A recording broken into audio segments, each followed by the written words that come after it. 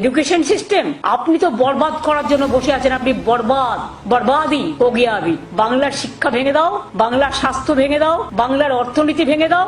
আর আপনার বন্ধু, আপনার এজেন্সি আছে, নামগুলো আর বলছি না, আপনারা সবাই জানেন, এজেন্সি দিয়ে লোককে ভয় দেখাও। এটা বড় করাপশন নয়?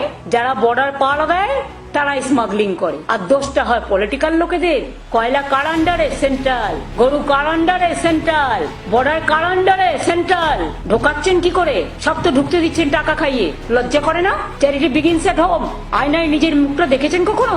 নাকি ভাবেন আপনি বললেন টেলিপম্পটারে পড়ে আর সবাই আপনার কথায় সব বিশ্বাস করলো?